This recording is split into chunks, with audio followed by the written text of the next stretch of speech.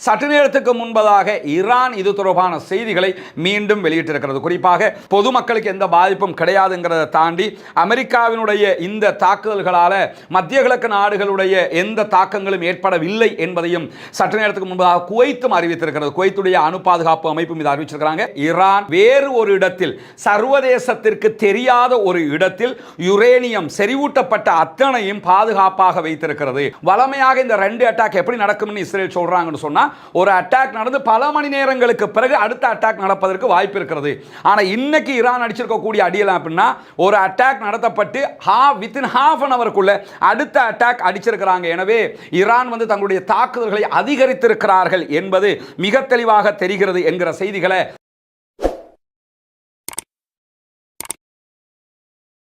அன்பிற்கினிய சகோதர சகோதரிகளே, நம் அனைவர் மீதும் ஏக இறைவனுடைய அமைதியும் கருணையும் உண்டாகட்டுமாக என்கிற உயரிய பிரார்த்தனைகளோடு, நமக்கெல்லாம் தெரியும் இஸ்ரேல் ஈரான் மேலே அட்டாக் பண்ண ஆரம்பித்து இஸ்ரேல் மேலே ஈரான் அதற்கு பதிலடி தாக்குதல்களை சரமாரியாக 9 நாட்களாக கொடுத்து கொண்டு வரக்கூடிய நேரத்தில் தோல்வியின் உச்சத்தில் இருந்த இஸ்ரேல் தற்போது தனக்கு துணையாக அமெரிக்காவை அழைத்து கொண்டே இருந்த நிலையில் இன்றைக்கு அதிகாலை நேரத்தில் அமெரிக்காவினுடைய விமானங்கள் ஈரானுடைய 3 நியூக்ளியர் ஃபெசிலிட்டிஸ் மேலே அட்டாக் பண்ணியிருக்கிறாங்க. குறிப்பாக போர்ட்டோ அணு ஆயுத நிலையத்தின் மீது தாக்குதல் நடத்தப்பட்டிருக்கிறது. உலகத்திலேயே நம்பர் 1 விமானம், நம்பர் 1 குண்டு. இதுக்கு மேலே உலகத்தில் இந்த பூமிக்கு அடியில் போய் தாக்குதல் நடத்தக்கூடிய எந்த குண்டுகளும் இல்லைங்கிற அளவுக்கு இருக்கக்கூடிய B-52 வகையான குண்டுகள் கொண்டு வந்து இன்றைக்கு அமெரிக்கா ஈரானுடைய இஸ்ஃபஹான், அதே போன்று போர்ட்டோ போன்ற 3 இடங்கள் மேல தாக்குதல்களை நடத்தி இருக்கிறார்கள்.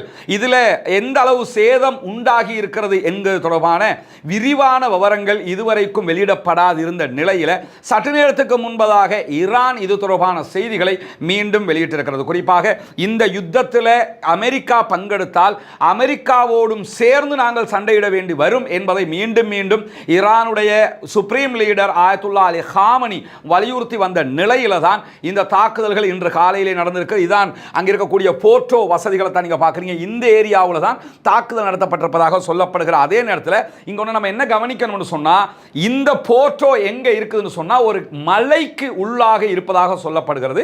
அந்த கல்லு மலையினுடைய கல்லு படாரங்களை உடைச்சுக்கிட்டு உள்ள போய் அதை தாண்டி கான்கிரீட் அமைப்புகளை உடைச்சுக்கிட்டு உள்ள போய் தான் தாக்குதல் நடத்தணும்.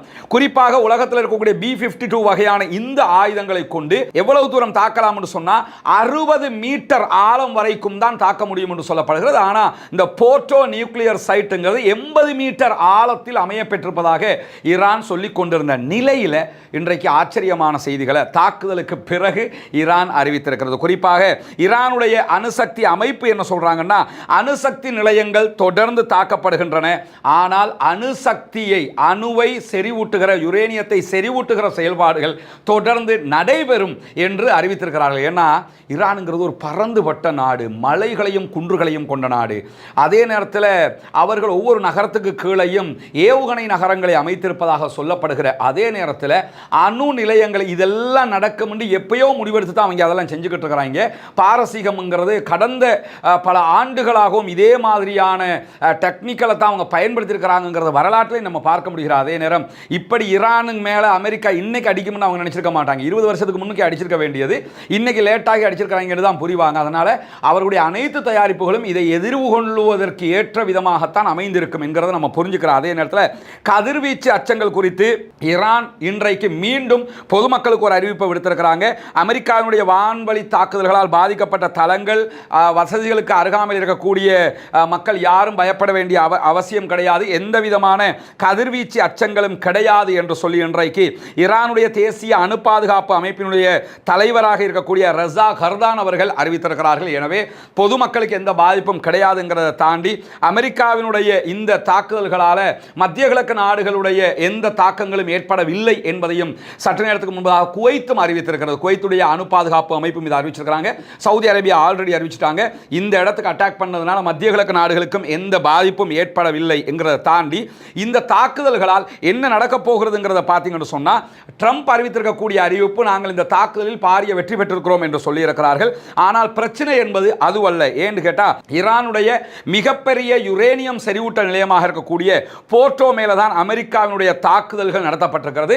ஆனால் கதிர்வீச்சுக்கள் இல்லை என்கிற நிலையில அமெரிக்காவினுடைய தாக்குதல்கள் வெற்றி அடையவில்லை என்பதுதான் பொருட்படும் என்று சொல்லி இன்றைக்கு அல் ஜசீராவினுடைய மிக பிரபலமான ஆய்வாளராக இருக்கக்கூடிய மர்வான் பிஷாரா பல ஆய்வறிக்கைகளை வைத்துக் கொண்டு இன்றைக்கு பேசிக் கொண்டிருக்கக்கூடிய காட்சிகளை நீங்க அல் ஜசீராவில் பார்க்க முடிகிறது. அதே நேரத்தில் ஈரானுடைய சட்டமன்ற உறுப்பினர்கள், பாராளுமன்ற உறுப்பினர்கள் குழு இன்றைக்கு அறிவித்திருக்கக்கூடிய அறிவிப்பில் என்ன சொல்றாங்கன்னு சொன்னா, அமெரிக்காவுடைய தாக்குதல்களால் போர்ட்டோ அணுமின் நிலையத்தில் எந்த விதமான இழப்புகளும் எங்களுக்கு ஏற்படவில்லை என்று சொல்லியிருப்பது மட்டுமல்லாம ஈரான் மற்றும் வளைகுடா நாடுகளுடைய அறிக்கைகளும் இதைத்தான் சொல்கிறது. இப்படி இருக்கிற நேரத்தில் ஈரான் மீது அமெரிக்கா நடத்தி இருக்கக்கூடிய இந்த தாக்குதல்களால செறிவூட்டப்பட்ட இந்த யுரேனியத்துக்கு எந்த பாதிப்பும் ஏற்படாது என்பதை ஈரான் இன்றைக்கு வேறு விதமாக தெளிவுபடுத்துகிறார்கள். எப்படி தெளிவுபடுத்துறாங்கன்னா, ஏற்கனவே 3 நாட்களுக்கு முன்பதாக ஐஆர்ஜிசியினுடைய தலைவர் என்ன அறிவிச்சிருந்தார்னு சொன்னா, நீங்க எங்களுடைய போர்ட்டோ அணு நிலையத்தின் மீது தாக்குதல் நடத்தினாலும் எங்களுடைய யுரேனியம் செறிவூட்டலை அழிக்க முடியாது அப்படின்னு சொல்லியிருந்தாரு.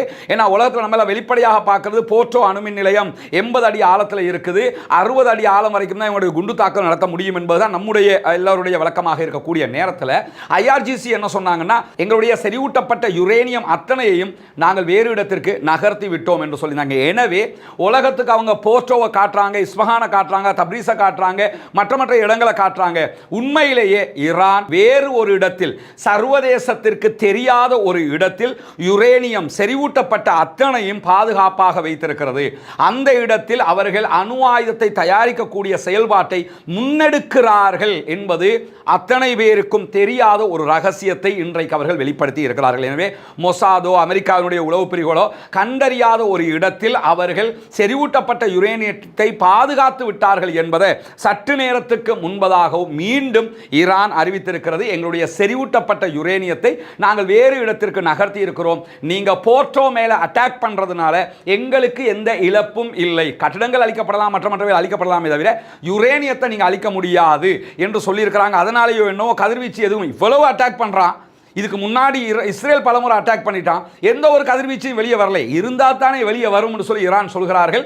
என்ன நடக்கிறது என்பதை பொறுத்திருந்து பார்க்க முடியும். அதே நேரத்தில் அமெரிக்காவினுடைய குண்டுகள் வீசி தாக்கப்பட்ட 3 தளங்களும் முற்றுமுழுதாக அழிக்கப்பட்டிருந்தாலும் அவர்களுடைய அணு செறிவூட்டலுக்கு எந்த பாதிப்பும் வராது என்று சொல்லி இன்றைக்கு மர்வான் பிஷாரா பல ஆய்வறிக்கைகளை மேற்கொண்டு சொல்லக்கூடிய காட்சிகளை நம்ம பார்க்க முடிகிறது. அதே நேரத்தில் இஸ்ரேலுடைய விமான நிலையம், அதே போன்று இஸ்ரேலுடைய ஆய்வு தளங்கள் ஆகியவற்றை சற்று நேரத்துக்கு முன்பதாக தாக்கி அழித்திருக்கிறது ஈரானுடைய ஐஆர்ஜிசி. காலையிலேயே அமெரிக்கா ஈரானுடைய அணு நிலையங்கள் மீது தாக்குதல் நடத்தியிருந்த நேரம் சற்று நேரத்துக்கு முன்பதாக ஹைஃபா உள்ளிட்ட பல நகரங்கள் மேல ஈரான் தாக்குதல்களை மாறி நடத்தி இருக்கிறது.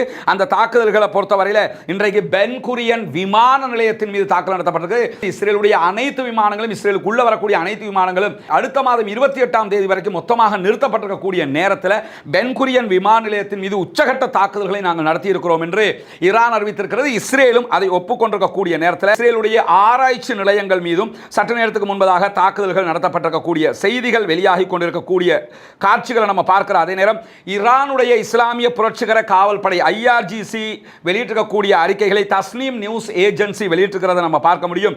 இந்த தாக்குதல்களை நீண்ட தூர திரவ மற்றும் திட எரிபொருள் ஏவுகணைகள் பயன்படுத்தப்பட்டிருக்கிறது.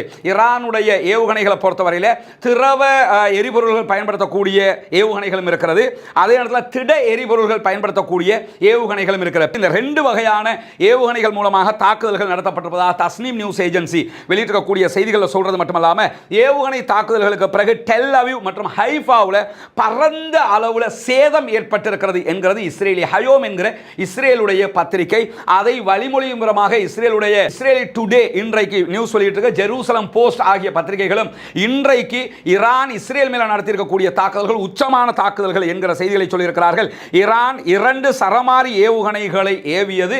இந்த ஒவ்வொன்றிலுமிருந்து 26 ஏவுகணைகள் பிரிந்து சென்று தாக்குதல்களை நடத்தியது என்று சொல்லியிருக்கிறார்கள். நம்ம நேற்றை இதை விளங்கப்படுத்தியிருந்தோம். என்னன்னு சொன்னா, ஈரான் அடிக்கக்கூடிய புதிய வகையான சிஜில் வகையான ஏவுகணைகள் எப்படி இருக்குன்னு சொன்னா, அவர்கள் இஸ்ரேலுடைய அயன் டோமை தாண்டி உள்ள வந்துரும். உள்ள வந்ததற்கு பிறகு தாக்குவதற்கு சற்று நேரத்துக்கு முன்பதாக என்ன ஆகும் கேட்டா, அந்த ஒரு ஏவுகணையிலிருந்து 26 கிளை ஏவுகணைகள் பிரிந்து சென்று தாக்குதல்களை நடத்தும். அதை யாரும் தடுக்க முடியாத லெவலுக்கு அந்த தாக்குதல்கள் அமைகிறது என்பதுதான் இந்த இடத்துல முக்கியமானது. குறிப்பாக இந்த தாக்குதலை பற்றி சொல்லக்கூடிய இஸ்ரேலி ஹயோம் என்கிற இஸ்ரேலுடைய பிரபலமான பத்திரிகை தலைப்புச் செய்தியாக என்ன சொல்றாங்கன்னு சொன்னா, இலக்கு வைக்கப்பட்ட பகுதிகள் மிகப்பெரிய பகுதிகள், பாரிய அழிவுகள் உண்டாகி இருக்கிறது. இன்றைக்கு நிறைய போட்டோஸும் வீடியோக்களும் சற்று நேரத்துக்கு முன்பதாக நடந்த தாக்குதல்கள் நம்முடைய டெலிகிராம் சேனல்ல போட்டுருக்கோம். டெலிகிராம் சேனல்ல இணையா சகோதரர்கள் வாட்ஸ்அப் சேனல்ல டெலிகிராமுடைய லிங்கை போட்டுறோம். அதில் இணைஞ்சுக்கிறங்க. அதே நேரத்தில் நம்முடைய ஃபேஸ்புக் தளத்திலையும் டெலிகிராம் லிங்க் நம்ம பகிர்ந்து விடுவோம். இப்போ ரஸ்மின் எம்ஐஎஸ்சி என்கிற ஃபேஸ்புக்கில் நீங்கள் போய் என்ன செய்யலாம்னா டெலிகிராம் சேனலுடைய லிங்கை பார்த்துக் கொள்ளலாம், அதில் இணைஞ்சு கொள்ள முடியும் என்கிற தெரிவித்துக் கொள்கிறார். அதே நேரம் ஆக்கிரமிக்கப்பட்ட கோலன் பகுதிகள், அதே போன்று கோலன் ஹைட்ஸ் பகுதி, அதே நேரத்தில் அப்பர் கலீலி, இந்த பகுதிகளில் எல்லாமே இன்றைக்கு தாக்குதல்கள் நடத்தப்பட்டிருக்கிறது. நார்த்து அதே போன்று சென்ட்ரல் கடலோர பகுதிகளிலையும் இன்றைக்கு தாக்குதல்களை நடத்தி இருக்கிறது ஈரான் என்கிற தகவல்கள் வெளியாகி இருக்கிறது. இதில் என்ன இன்னொரு முக்கியமான விஷயம் என்று கேட்டால் 10 தனித்தனியான இடங்கள் மீது நேரடியான தாக்குதல்களை ஈரான் நடத்தி இருக்கிறது. 10 இடங்கள் ஒரே நேரத்தில் அட்டாக் பண்ணப்பட்டிருக்கு. ஆனால் தனித்தனி ஏவுகணை தாக்குதல்களாக நடத்தப்பட்டிருக்கிறது. இதில் இதுவரைக்கும் 16 பேர் படுகாயம் அடைந்திருப்பதாக இஸ்ரேலிய ஹெல்த் மினிஸ்ட்ரி அறிவிச்சிருக்கிறாங்க. அது எந்த அளவுக்கு உண்மை பொய்ங்கிற பிரச்சனை நமக்கெல்லாம் தெரியும். அதை தாண்டி இன்றைக்கு நடத்தப்பட்ட தாக்குதல்கள் எவ்வளவு நெருக்கமான தாக்குதல்கள் என்று சொன்னால், ஒவ்வொரு இடத்திலும் நடத்தப்பட்ட 2 தாக்குதல்கள், ஒரே நேரத்தில் 2 அட்டாக் பண்றாங்க. வளமையாக இந்த 2 அட்டாக் எப்படி நடக்கும்னு இஸ்ரேல் சொல்றாங்கன்னு சொன்னா, ஒரு அட்டாக் நடந்து பல மணி நேரங்களுக்கு பிறகு அடுத்த அட்டாக் நடப்பதற்கு வாய்ப்பு இருக்கிறது. ஆனா இன்னைக்கு ஈரான் அடிச்சிருக்கக்கூடிய அடியெல்லாம் அப்படின்னா, ஒரு அட்டாக் நடத்தப்பட்டு வித்தின் half an hourக்குள்ள அடுத்த அட்டாக் அடிச்சிருக்கிறாங்க. எனவே ஈரான் தங்களுடைய தாக்குதல்களை அதிகரித்திருக்கிறார்கள் என்பது மிக தெளிவாக தெரிகிறது என்கிற செய்திகளை இன்றைக்கு இஸ்ரேலுடைய ஹயோம் வெளியிட்டிருக்கக்கூடிய செய்திகள் இருந்து பார்க்கிற அதே நேரத்தில் மேற்கு ஈரான் பகுதிகளில் ஈரானுடைய இலக்குகளுக்கு எதிராக நாங்களும் தாக்குதல்களை நடத்தி இருக்கிறோம் என்கிறது இஸ்ரேல். இஸ்ரேலும் சற்று நேரத்துக்கு முன்பதாக ஈரானுடைய பகுதிகள் மேல தாக்குதல்களை நடத்தி இருக்கிறது. குறிப்பாக அந்த தாக்குதல்களில் தெஹரானுடைய பகுதிகளும் சிலது பாதிக்கப்பட்டிருப்பதாக ஈரானிய செய்திகளை வெளியிட்டிருக்கிறார்கள். எனவே ஈரான் மேலே இஸ்ரேல் தாக்குதல்களை எவ்வளவு நடத்தினாலும் ஈரானுடைய தாக்குதல்கள், பாலிஸ்டிக் மிசைல் தாக்குதல்கள் தாங்க முடியாத அளவுக்கு உச்சமான தாக்குதல்கள் என்பது அத்தனை பேருக்கும் தெரியும். இப்படியான நிலையில் ஈரான் மீது அமெரிக்கா மேலதிக தாக்குதல்களை நடத்துவதற்கு தயாராகி வருவதாக தெரிவிக்கப்படுகிறது. அதை ஈரானும் எதிர்கொண்டுதான் இருக்கிறாங்க, வரும் என்று தெரியும். அப்படி மேலதிக தாக்குதல்கள் நடத்தப்பட்டால் சில நேரங்களில் அணு நிலையங்கள் மீதான தாக்குதல்கள் நடத்தப்பட்டதற்கு ஈரான் பதிலடி கொடுக்காமலும் இருக்கலாம். ஆனால் பொதுமக்கள் மீது அல்லது வேறு இடங்களுக்கு அமெரிக்கா தாக்குதல்களை நடத்துகிற போது ஈரான் நேரடியாக அவர்களுடைய இலக்குகள் மீது தாக்குதல் நடத்தலாம். அல்லது ஈரானுடைய ப்ராக்ஸிஸ் இருக்கிறாங்க, யமனில் இருக்கக்கூடிய ஹூதிகள் அல்லது ஹெஸ்புல்லாக்கள் அல்லது கதாயிப் ஹிஸ்புல்லா என்கிற ஈராக்கில் இருக்கக்கூடிய அமைப்பு, இந்த அமைப்புகள் ஊடாக அடுத்த தாக்குதல்களை ஈரான் நடத்துவதற்கான வாய்ப்புகள் இருக்கிறது என்பதையும் இன்றைக்கு பல ஆய்வாளர்கள் சொல்லக்கூடிய செய்திகள் அல் ஜசீராவில் நம்ம டைரக்டா பார்க்க முடிகிற அதே நேரம் இன்றைக்கு அதிகாலையிலேயே ஈரான்ல மொசாது உளவாளி ஒருவனுக்கு தூக்கு தண்டனை விதிக்கப்பட்டிருக்கிறது என்கிற செய்திகளும் வெளியாகி இருக்கிறது. என்னதான் நடந்தது சொல்லுவாங்கல்ல, பரபரப்புக்கு மத்தியில் ஒரு கிளுகிழுப்புன்னு, என்ன நடந்தாலும் சரி எங்க வேலையில் நாங்கள் கவனமாக இருப்போம் என்று சொல்லி மொசாதுடைய உளவாளிகள் ஒவ்வொரு நாளும் தூக்கிலிடப்படுகிறார். இதுவரைக்கும் 17 பேரை தூக்கிலிட்டிருக்கிறது. இந்த 9 நாளைக்குள்ள 17 பேருக்கு மரண தண்டனை விதித்திருக்கிறது ஈரான். மொசாதுக்கு உளவு வேலை பார்த்தா அத்தனை பேருக்கும் கைமாதான் என்று சொல்லி அறிவிச்சிருக்கிறாங்க. இந்த மாதம் கடைசி வரைக்கும் டைம் கொடுத்திருக்காங்க. உங்ககிட்ட மொசாது உளவாளிகள் நாட்டுக்குள்ள இருந்தீங்கன்னா சரண்டர் ஆயிருங்க, உங்களுக்கு நாங்க விதிவிலக்கு இல்லாம உங்களை மன்னித்து விடுவதற்கு தயார். ஆனா மாட்டிக்கிட்டீங்கன்னா அத்தனை பேருக்கு மரண தண்டனை. 17 பேருக்கு இதுவரைக்கும் மரண தண்டனை விதிக்கப்பட்டிருக்கு. 17வது நபர் இன்றைக்கு தூக்கிலே தொங்க விடப்பட்டிருக்கிறார் என்கிற செய்திகள் வெளியாகி இருக்கிறது. எனவே யுத்தம் வந்துட்டா யுத்தம் தான், அங்க வேறு பேச்சு கிடையாதுங்கிற நிலையில ஈரான் இருக்கிறார்கள். எந்த விதமான யோசனையும் இல்லாமல் அமெரிக்கா மீது தாக்குதல் நடத்துவதற்கு தயாராகி இருக்கிறார்கள் என்பது தெரிகிறது. ராஜதந்திர நடவடிக்கைகள் ஒருபுறம் நடந்து கொண்டிருந்தாலும் மறுபுறமாக அவருடைய தாக்குதல்கள் தொடரும் என்பதை இன்றைக்கு உடனடியாக ஈரான் இஸ்ரேல் மீது நடத்தி இருக்கக்கூடிய தாக்குதல்கள் இருந்து தெரிய வருகிறது. தொடர்ந்து இணைந்திருங்கள். ரஸ்மின் டாக்ஸ் என்கிற நம்முடைய இந்த சேனலை சப்ஸ்கிரைப் செய்யாத சகோதரர்கள் சப்ஸ்கிரைப் செய்து இணைந்து கொள்கிற அதே நேரம் உண்மை செய்திகளை மற்றவர்களும் அறிந்து கொள்கிற விதமாக இதை மற்றவங்களுக்கும் கொண்டு போய் சேருங்க. நிறைய ஸ்ப்ரெட் ஆகிற பொய்களை நம்ம பார்க்கிறோம். அதே நேரத்தில் ஈரானுக்கு சப்போர்ட் பண்றோம்ங்கிற பேர்லையும் பல பேரும் ஓவராக சில செய்திகளை சொல்றதையும் நம்ம பார்க்கிறோம். எனவே இருப்பதை போன்று சொன்னால் மாத்திரம் போதுமானது. கஃபாபில் மரி கதிபன் ஐயோ ஹத்திஸ பிகுல்லி மாசமி, கேள்விப்படுவதை எல்லாம் பரப்போது ஒருவன் பொய்யன் என்பதற்கு போதுமான செய்தி என்று சொல்லி ரசூலுல்லாஹி ஸல்லல்லாஹு அலைஹி வஸல்லம் அவர்கள் சொல்கிறார்கள். எனவே வருகிற எல்லாவற்றையுமே ஃபார்வர்ட் பண்ணாதீங்க. எனக்கே நிறைய பேர் நூற்றுக்கணக்கான மெசேஜ் அனுப்புறாங்க. மேக்ஸிமம் உள்ள மெசேஜ்கள் ஏஐ தொழில்நுட்பத்தில் தயாரிக்கப்பட்டது, பொய்யான மெசேஜ்கள். சில பேர் அனுப்பி என்னன்னா இது உண்மையா பொய்யான்னு கேட்குறாங்க. அது வேறு விஷயம், அவங்களுக்கு தெரியல கேட்குறாங்க, நம்ம அதை தெளிவுபடுத்தி அவங்களுக்கு ரிப்ளை பண்ணிடுறோம். சில பேர் சும்மா அனுப்புறாங்க. தயவு செய்து எனக்கு அனுப்பினா பிரச்சனை இல்லை, வேற யாருக்கும் அப்படி அனுப்பிடாதீங்கன்னா பொய்யை தவிர்க்கிறதுக்காக வேண்டித்தான் இரவு பகலாக உட்கார்ந்து நம்ம இந்த செய்தியை சொல்லிக்கிட்டு இருக்கிறோம். வேலை வெட்டியெல்லாம் விட்டுவிட்டு இதை சொல்லிக்கிட்டு இருக்கிறோம். இது நம்முடைய தொழில் அல்ல. அதனால தான் நம்முடைய வீடியோவை யாருன்னாலும் பதிவேற்றுக்கொள்ளுங்க என்று சொல்லியிருக்கிறோம். நிறைய சகோதரர்கள் மெசேஜ் மெசேஜ் அனுப்புறீங்க, உங்கள் வீடியோவை நாங்கள் எங்கள் சேனலில் போட்டுக்கிறவான்னு தாராளமாக பதிவு செய்து கொள்ள முடியும், போட்டுக்கிறங்க. ஆனால் டேட்டை மாற்றாதீங்க, டேட்டை மறைக்காதீங்க. மேலே ஒவ்வொருத்தரும் கேட்குறாங்க உங்கள் வீடியோவில் டேட் எங்கன்னு. ரைட் சைட் மேல் மூலையில் இந்த இடத்துல ஒவ்வொரு நாளும் வீடியோவில் நம்ம டேட் போட்டுக்கிறோம். இந்த டேட்டை மறைக்காதீங்க, எந்த எடிட்டிங்கும் பண்ணாதீங்க, இருக்கிறத இருக்கிற மாதிரியே பதிவேற்றம் பண்ணுங்க. ஏதாவது எடிட்டிங் பண்ணி மாறுதல்கள் பண்ணினீங்கன்னு சொன்னால் அதுக்கு எதிராக மட்டும் நம்ம நடவடிக்கை எடுப்போம். அது இல்லாமல் தேவையில்லாத அட்வான்ஸ் தலைப்புகள் போடாதீங்க, இருக்கிறத இருக்கிற மாதிரியே பயன்படுத்துங்கிற அடிப்படையில் உங்களுக்கான அனுமதியை தாராளமாக தந்திருக்கிறோம். இந்த செய்திகளை உடனுக்குடன் அறிந்து கொள்வதற்காக ரஸ்மின் மையசி நியூஸ் என்கிற நம்முடைய சேனலையும் சப்ஸ்கிரைப் செய்து கொள்கிற அதே நேரத்தில் நம்முடைய எல்லா பிளாட்ஃபார்ம்லையும் நம்ம பின்தொடர முடியும். அது டெலிகிராமாக இருக்கலாம், வாட்ஸ்அப்பாக இருக்கலாம், எல்லாத்துலேயுமே நீங்கள் பின்தொடர முடியும். இந்த செய்திகள் உடனுக்குடன் உங்களை வந்து சேர்ந்து கொள்ளும் என்பதையும் புரிந்து கொள்ளுங்கள். எனவே நம்முடைய எண்ணங்களை இறைவன் ஏற்றுக்கொள்வானாக, நம்முடைய பணிகளை இறைவன் ஏற்றுக்கொள்வானாக. பாலஸ்தீனம் வெற்றி பெற வேண்டும், பாலஸ்தீனம் சுதந்திரம் அடைய வேண்டும். அதே நேரத்தில் இந்த யுத்தத்தில் ஈரான் வெற்றியை நோக்கித்தான் பயணிக்கிறது. இந்த நிமிடம் வரைக்கும் ஈரானுக்கு சரிவு ஏற்படவில்லை. குறிப்பாக அவர்களுடைய முழு நோக்கமும் அவர்களுடைய நியூக்ளியர் சைட்டை பாதுகாக்கிறதுங்கிறது தெளிவாக தெரியும். நியூக்ளியர் சைட்டுனா நியூக்ளியர் வைத்திருக்கக்கூடிய இடங்கள் அல்ல, அவங்க செறிவூட்டப்பட்ட யுரேனியம் 400 அளவுக்கு அவங்க செறிவூட்டி இருக்கிறாங்கன்னு சொல்லப்படுகிற 9 அணு ஆயுதங்களை அவர்கள் தயாரிக்கிற பலத்தோடு இருக்கிறார்கள் என்று சொல்லப்படுகிறது. உண்மையிலே அந்த பலத்தோடு இருக்கிற காரணத்தினாலோ என்னவோ அவர்கள் அவர்களுடைய நியூக்ளியர் ஃபெசிலிட்டிஸை ஒவ்வொரு இடமா மூவ் பண்ணி பாதுகாக்கிற வேலையை பார்க்குறாங்க. என்ன அழிவு வந்தாலும் பரவாயில்லை, நியூக்ளியர் ஃபெசிலிட்டிஸ்க்கு பாதிப்பு வந்துடக்கூடாது என்பதில் கவனமாக இருக்கிறார்கள். எனவே அடுத்தடுத்த கட்டங்களில் ஈரான் என்ன செய்ய போகிறது, அடுத்தடுத்த செயல்பாடுகள் என்னங்கிறதையெல்லாம் தொடர்ந்து இணைந்திருங்கள். ஜனநாயக ரீதியாக பாலஸ்தீன அப்பாவிகளுக்காகவும் குரல் எழுப்போமாக. தீவிரவாதம் ஒழிய வேண்டும், பயங்கரவாதம் இல்லாதொழிக்கப்பட வேண்டும், இஸ்ரேலிய அமெரிக்க பயங்கரவாதமும் இல்லாதொழிக்கப்பட வேண்டும் என்கிற உயரிய பிரார்த்தனைகளோடு முடித்துக் கொள்கிறேன். வாஹ்ரதா அல்ஹம்துலில்லாஹி ரப்பில் ஆலமீன்.